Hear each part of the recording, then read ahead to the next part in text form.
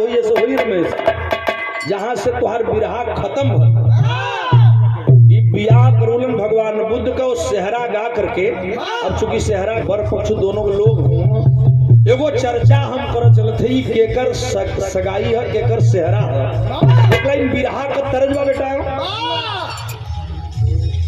क्या भाई।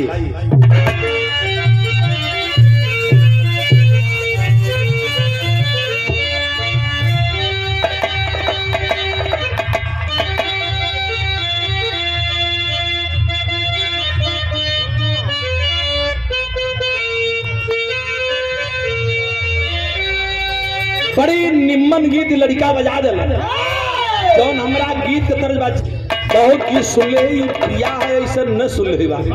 हम बियाह के कर गावे जाते अभी भी सुनला उधर भगवान गौतम बुद्ध के बियाह, हम के कर बियाह करावे जाते तो 5 मिनट में सुना एक लाइन तरज बागी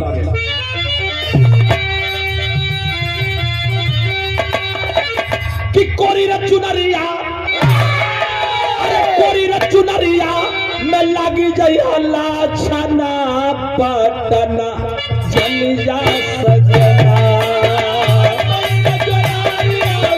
लगी जइला छना पटना जल जा सजना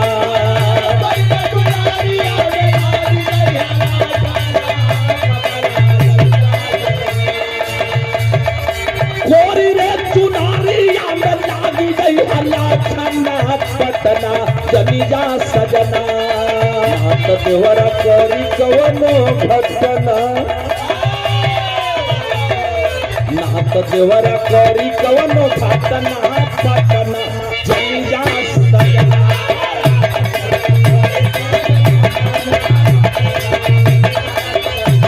दरोगा जी को बहुत नमस्कार, बहुत अभिनंदन। 1000 रुपये पुरस्कार दरोगा जी को आया है। तक गीत का तर्ज रहल डॉक्टर साहब तनी सब ध्यान देव हमरे गीत पर। इसी तरह जैसे आज सगाई हो रही है, एक महापुरुष की शादी हो रही थे और किस महापुरुष की है कौना समय की बात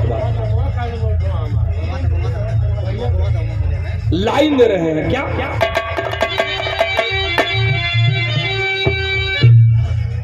कि 15 बरस रहली चाचा 15 बरस रहली अरे बाबा कौमारिया सिरवा सोहर से हवा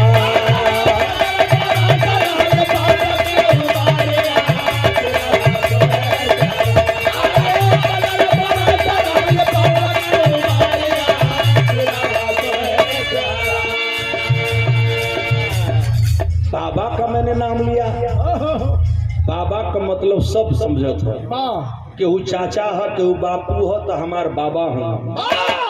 मैं किस बाबा की बात कर रहा हूँ प्रमोद जी कि 15 बरस रहली ये चाचा 15 बरस रहली यही भीम कौमारिया सिरवा सोहर से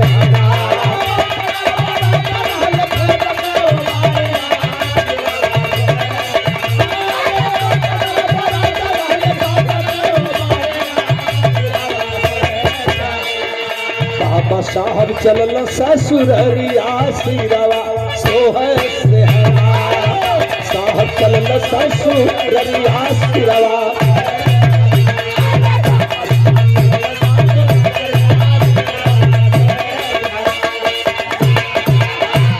दुनिया के लोग जानते हैं मेरे बाबूजी बाबा साहब B.R. अम्बेडकर का जन्म 14 अप्रैल 1891 को हुआ था। संयोग की बात ही रही कि मां का साया कुछ ही दिनों के बाद उठ गया।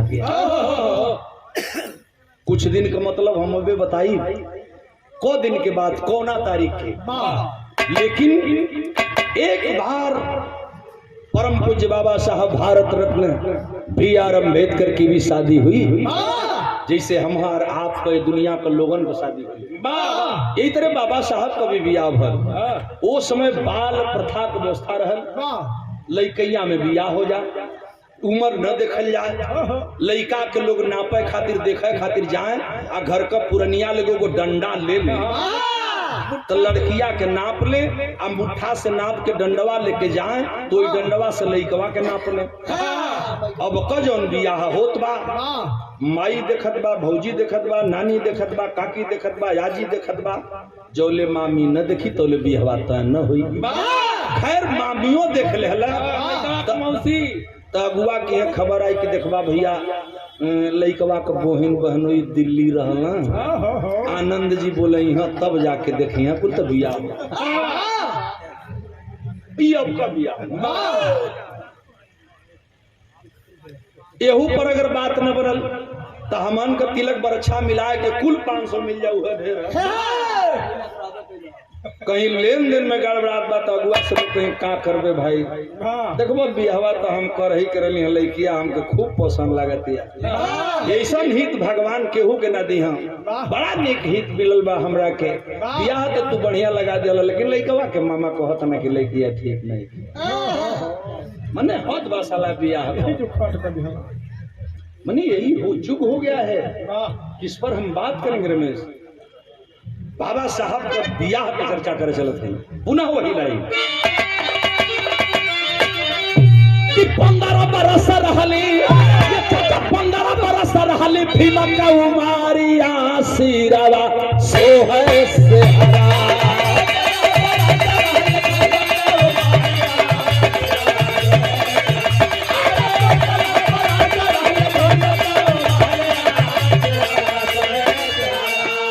बाबा साहब चलल ससुररिया सिरवा सोहे से हरा।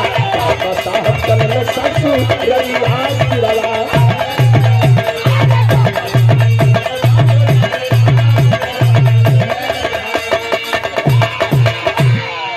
ये सम्मान भरा 500 रुपए का पुरस्कार हमारे सुनील बाबू, बहुत मेरी बधाई है आपको। एक बार बाबा का बियाह भल और बाबा का जब बियाह तभल माई भीमा बाई के संतान के बेटवा के साथ सगाई तभल तो कौना लड़की से थोड़ा सा परिचय पाएंगे कि भिक्कू बालंक करे। अरे भिक्कू बालंक कर की रामा थी उमरिया।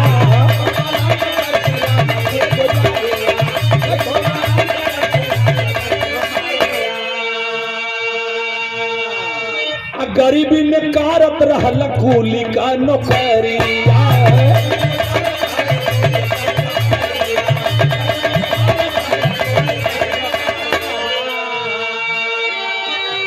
भिक्कू बालंकर महाराष्ट्र के रहने वाले, पुणे के रहने वाले बाबूजी महार जाति में पैदा लड़का खोज रहे थे, जिनकी लड़की का नाम था रमा।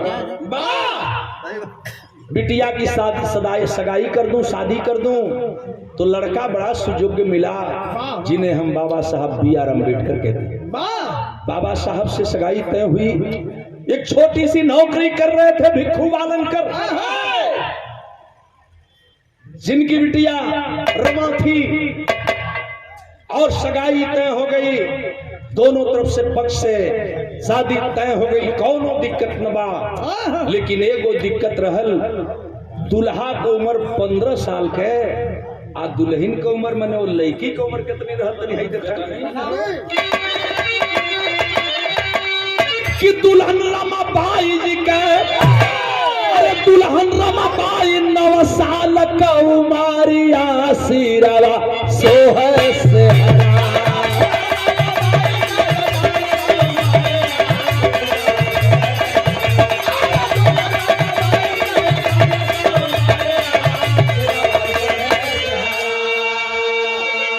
दुल्हन रामा बाई 9 साल का उमारिया सिरवा सोहे से हरा।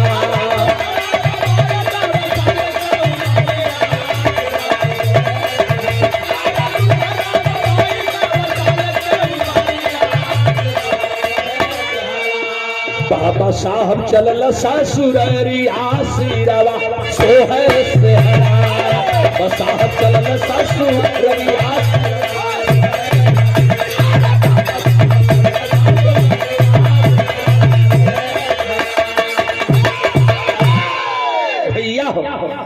ये सादर सम्मान आए हैं। 9 साल बच्ची थी, रमाबाई सदाई तय हो गई।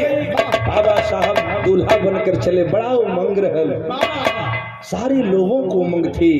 खुशी खुशी में शादी हुई, दुल्हन बन करके वह बच्ची घर में भी आती है, घर को सजाने का काम करती है।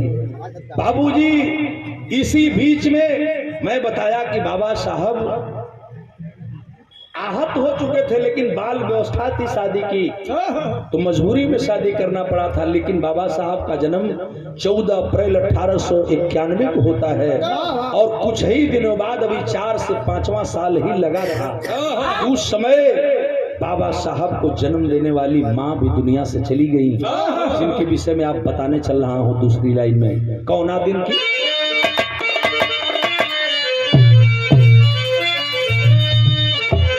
कि 20 दिसंबर 96 के, अरे 20 दिसंबर 96 के माता मरी गई।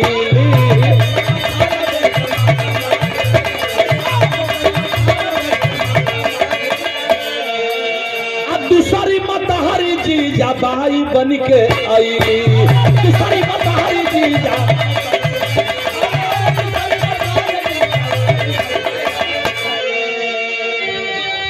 91 में बाबा साहब का जन्म होता है, और 96 में 20 दिसंबर को बाबा साहब की माता का साया शरीर से उठ गया,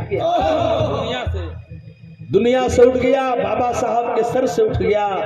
बाबा साहब टोरा बन गए। लेकिन कुछ ही दिनों के बाद पिताजी रामजी राव सकपाल महाराज, जो एक छोटा सा फौज की नौकरी कर रहे थे, बाद में सूबेदार मेजर बने, बड़ौदा नरेश के यहाँ बाबूजी नौकरी कर रहे थे।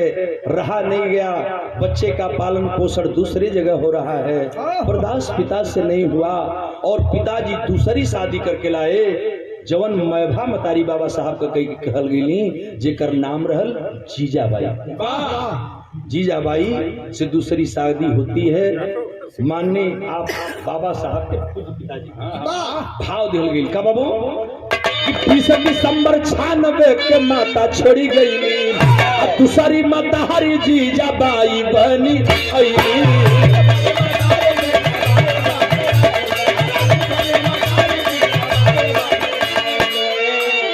1906 में बदल 91 में जन्म हुआ, और शादी कौना डेट के पड़ल, आजो कोनो तारीख बा, यही तरह वो सन रहल कि 1906 में बदल।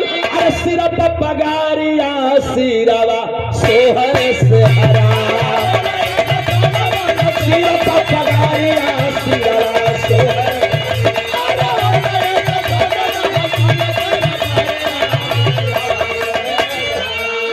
बाबा साहब चलल ससुररी आसिरवा सोहर से हरा।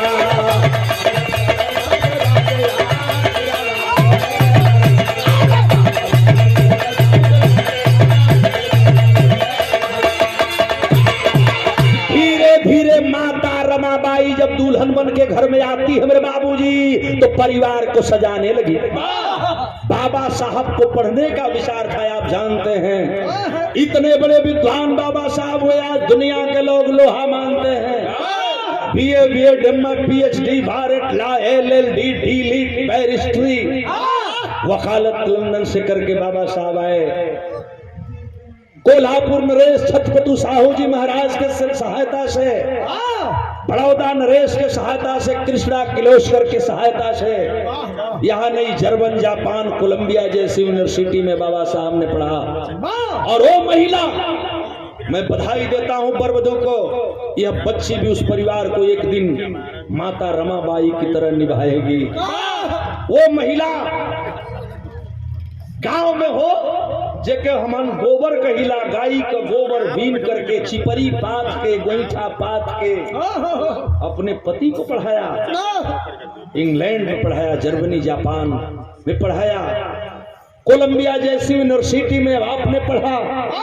घरे लड़का मरत हुआ, दवाई बिना पेटे मर गए, भूखे मर गए, लेकिन वह पत्नी कभी हिम्मत नहीं हारी।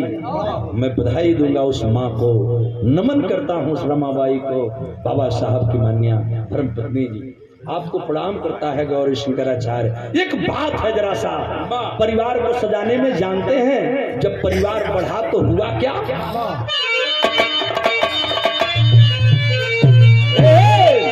रामाबाई से भइल चारी ठेला लाना,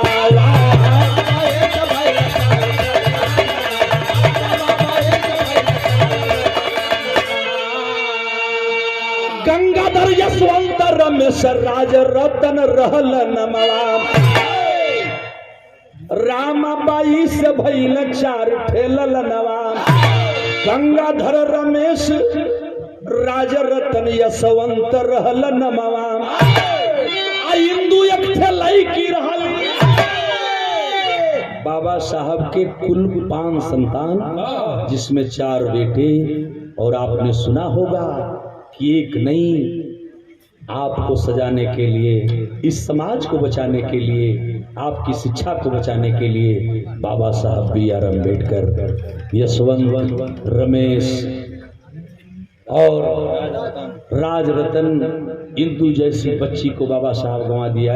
उस रमा माता को बाबा साहब को पढ़ाने के लिए उपला बात करके गोईठा बेच करके पुणे महाराष्ट्र बंबई की धरती पर होए पंचो, और 4 बच्चों को खो दिया दवा के बगैर। हिम्मत नहीं हारी। वो थी बेटी, वो थी महिला, उसकी वो भी किसी बाप की बेटी थी, और उसी तरह ये बेटी बने। मेरा आशीष है इस बेटी के। मैं बता क्या रहा था, लाइन देख रहा है कि रामाबाई से भइल 4 ठेलल नवा, बाबू गंगाधर रमेश यशवंत राज रतन नमवा। इंदु एक बेटी रहली जान ले नगारिया सिरावा सोहे से हरा।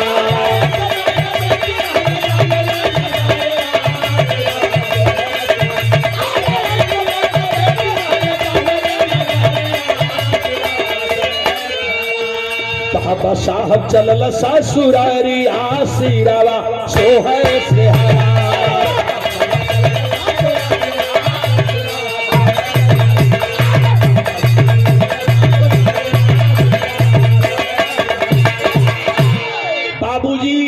यही नहीं, बड़ा प्यार में जब दर्द में होती थी, रमाबाई बाबा साहब से कहती थी, कहाँ हो आप, बच्चे भूखे मर रहे, दवा के बगैर तड़प तड़प तक 3 बच्चे मर गए। चौथा लड़का जब राज रतन है चचा, ई पढ़े लिखे लोग बैठे हुआ, समाज जानत बा, दवा के बगैर मर रहा है, आ जाओ आप, मेरी पढ़ाई अधूरी रहेगी रमा। बाबा साहब रमा को कभी रमा नहीं कहा, रामू कहकर बुलाते थे, प्यार से रामू कह के बुलाओ। रामू धीरज मत छोड़ो रामू, राज रतन मर गई है, दवाई के पैसा न बा, और हुआ वही, राज रतन भी दुनिया छोड़ दिए। यही नहीं, डॉक्टर साहब हम लोगों ने मिशन में पढ़ा है, बुधराम भैया बैठे हैं, राज रतन जैसे बेटे को कफन देने के लिए भी पैसा बाबा साहब के पास नहीं था। समाज में बैठती है, आज मेरी बेटी पढ़ती है, आपकी बेटी पढ़ती है, शिक्षा ऊंची शिक्षा प्राप्त कर रहे हैं, और ये गौरी शंकराचार्य चमार का बेटा होकर के माइक पर रात भर बोलता है। जहां तक भोजपुरी है, जहां तक लोग बिरहा सुनते हैं, वहां तक लोग सुनते हैं गौरी शंकराचार्य को। बाबू, ये देन अगर किसी महापुरुष की है तो वह देन बाबा साहब B.R. अम्बेडकर की है। बाबा साहब नहीं होते तो औरतें तो उपभोग की वस्तु थी। लोग बोला ना कि गांधी को प्राणदान, नारी को सम्मान और भारत को संविधान देने वाले बाबा साहब हुए। मैं उनकी चर्चा कर रहा हूँ बड़ा प्यार से। कबो कबो जब बियाह हो खैर रमेश पहलवान तो मेहरारू कुल गाड़ी गामस हो। अब ते गरिए का उठान हो गल बा। अब आजकल के लड़की तो डायरी देख के गावत है। पहलवा माता बहन मड़ई में बैठ जा, जनवासा लगा, खिचड़ी खा, तू रात बरात रह। जब मड़वा हो, समधो हो, महफिल लगा तो ओकर जलवा रह। माई बहन मरे तो कहिया देखल रहे, कहिया जन्मले कहिया बादर छुएले, जगह बजाई चाहता तुरता बहन जन्मे ना रहा। और तो तोरी जन्म में अब तो ऐसा बारात हो गल कि अइला खैला गैला केहू देखल केहू देखबो ना। पहलवा रतियों में भी रहा, फिर दिनों में भी रहा, फिर रतियों को भी रहा। मंत्री जी बिठा अभी बैठल हो सुनील बाबू घबराई बाबा हमार बतिया सुना, तोहर वाली बतिया हम बता दी। तो बड़ा सुहावन गीत लोग गावे और कैसे बाबू मिलेश